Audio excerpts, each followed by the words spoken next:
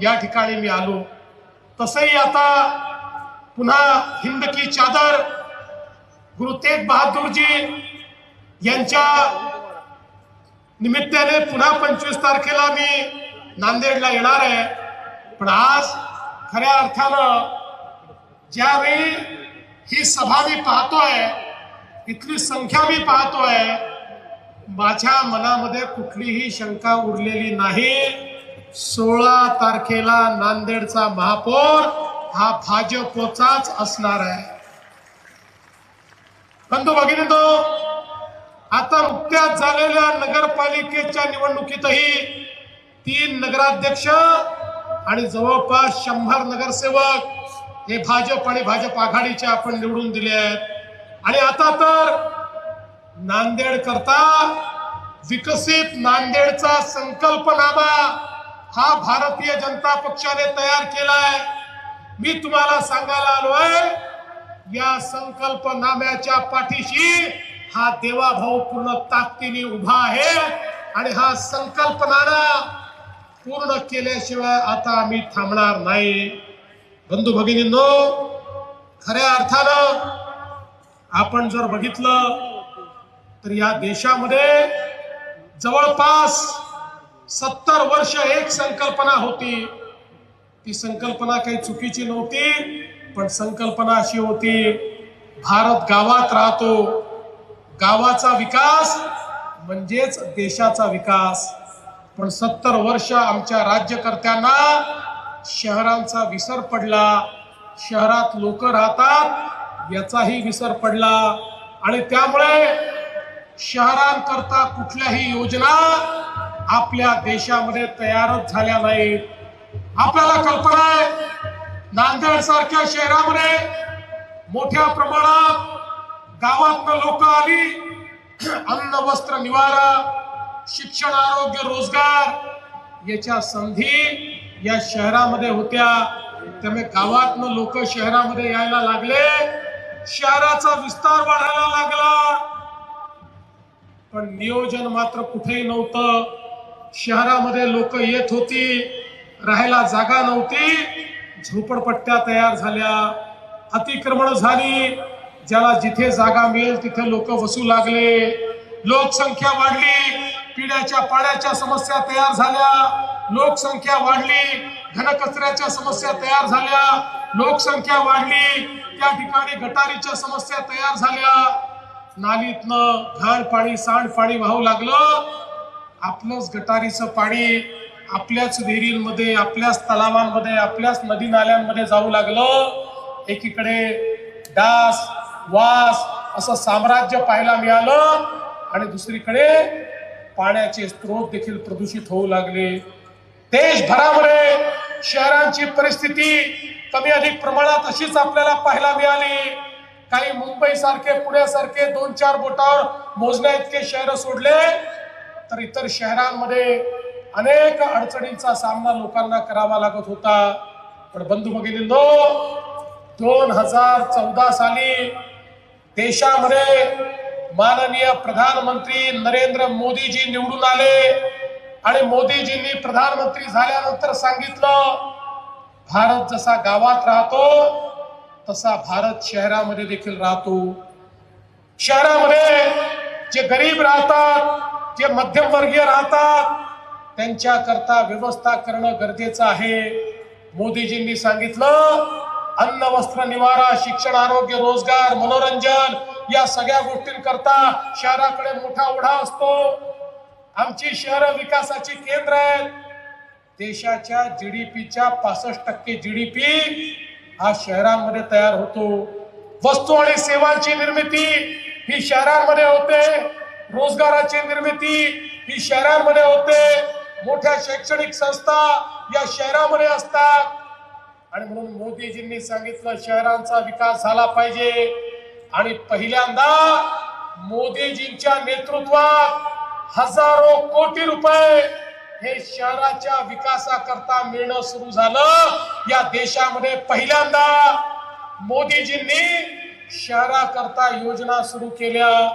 मग त्यामध्ये आपल्याला कल्पना आहे, स्मार्ट सिटीची योजना, अमृत शहरांची योजना, स्वच्छ भारत शहरी मिशन, प्रधानमंत्री आवास योजना शहरी मिशन, अशा प्रकारचे अनेक मिशन या ठिकाणी सुरू झाले आणि कधी नव्हे तेवढा पैसा शहरांच्या विकासाकरता मोदीजींनी दिल्लीहून देणं सुरू केलं आणि शहर बदलू लागली। आपण बघा, नांदेड सारख्या शहराला अशोकरावांनी ज्यावेळी गुरुतागद्दी होतं त्यावेळी मोठ्या प्रमाणात निधी आणला। नांदेडमध्ये त्या काळामध्ये कामं झाली, पण त्याआधी किंवा त्यानंतर ज्या प्रमाणात सरकारने पैसा दिला पाहिजे तो पैसा कधी मिळाला नाही, कारण त्या प्रकारची भूमिकाच नव्हती। पण ती भूमिका 2014 नंतर बदलली।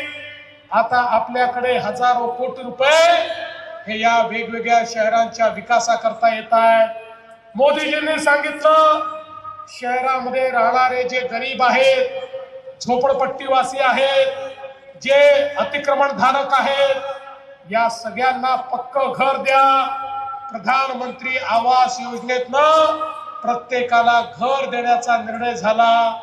पण लक्षात आलं, घर तर मोदीजींनी दिलंय, पण लोकांजवळ जागाच नाही, कारण ज्या जागेवर ते बसले त्याला अतिक्रमण म्हटलं जातं। त्याच्या मालकी हक्काचा पट्टा नसल्यामुळे मोदीजींनी घराकरता पैसे दिले तरी देखील घर बांधता येत नाही, हे लक्षात घेतलं आणि आम्ही 2च महिन्यापूर्वी महाराष्ट्राच्या मंत्रिमंडळात निर्णय केला, आमचा गरीब झोपडपट्टी धारक, अतिक्रमण धारक हा ज्या ठिकाणी बसलेला आहे त्याच ठिकाणी त्याला मालकी हक्काचा पट्टा हा आम्ही त्या ठिकाणी देणार आहोत। आणि केवळ मालकी हक्काचा पट्टा देऊन थांबणार नाही, ज्याचं पक्क घर नाही, जो कच्च्या घरात राहतो त्याला पक्क घर बांधायला पैसे देखील आम्ही देणार आहोत। जो बेघर आहे त्याला पक्क घर बांधायला आम्ही पैसे देणार आहोत। आणि म्हणून बंधू भगिनींनो,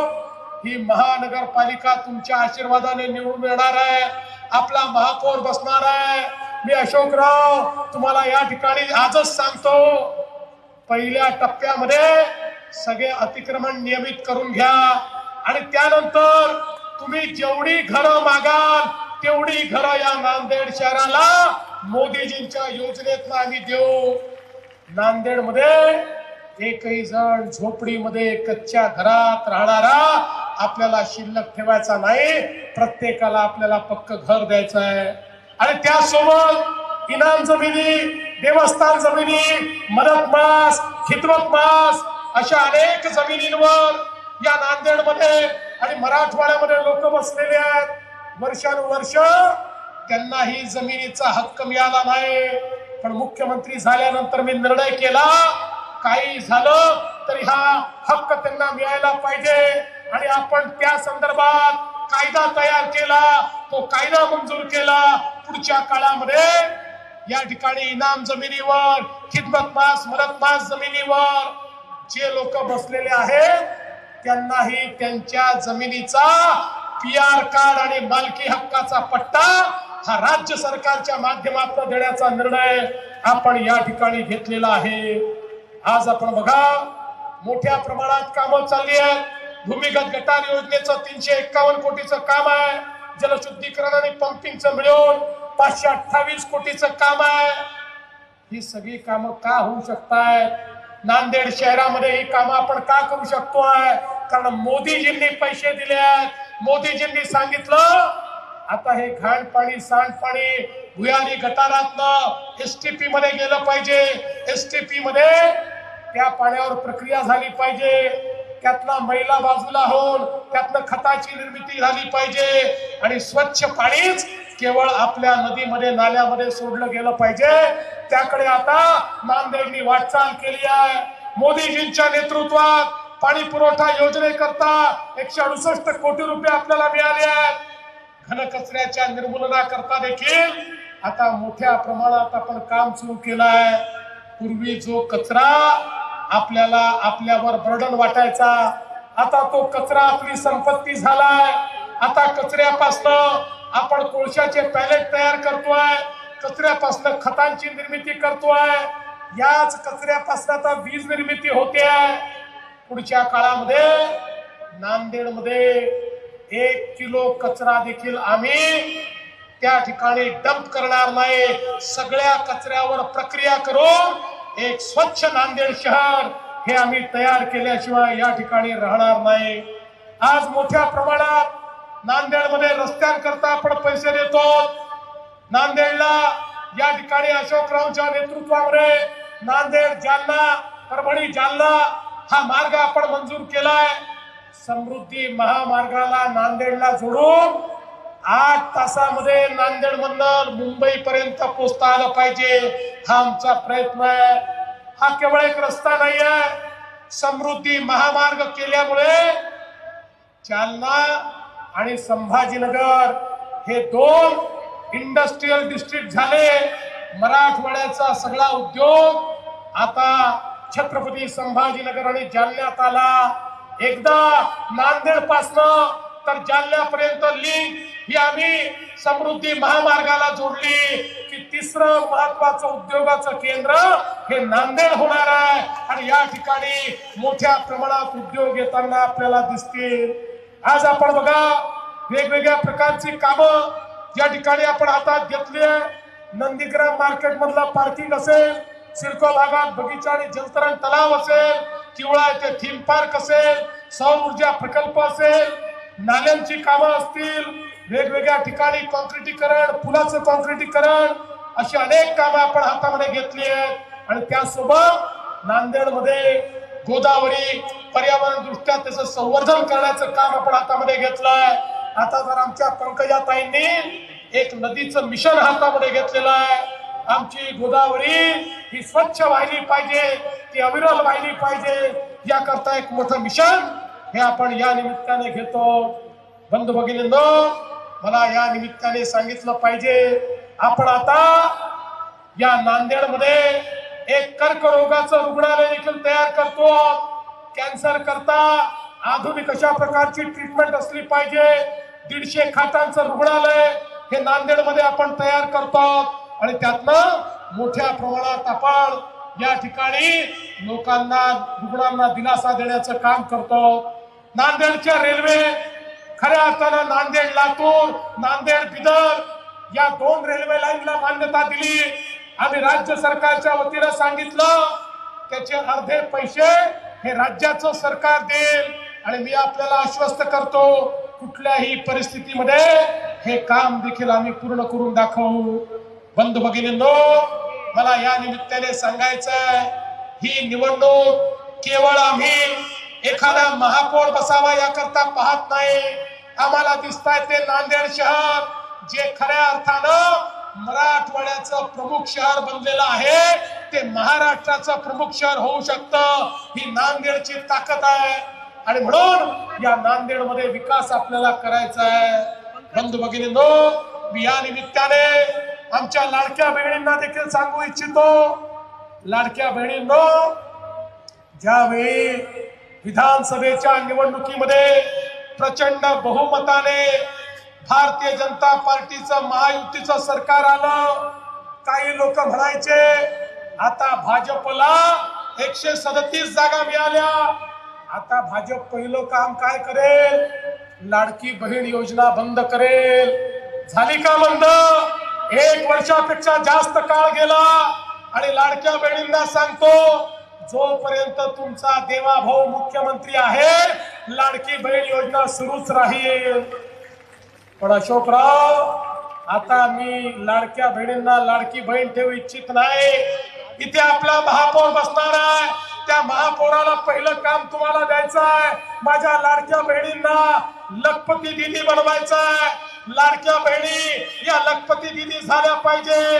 मी या वेळेत नंतर नांदेडला जेव्हा येईल त्यावेळेस आढावा घेईल, कारण महाराष्ट्रामध्ये 50 लाख माझ्या लाडक्या बहिणी या लखपती दीदी झाल्या आहेत। यावर्षी 1 कोटीपर्यंत आकडा पोहोचणार आहे, त्यामध्ये पहिला नंबर माझ्या नांदेडच्या लाडक्या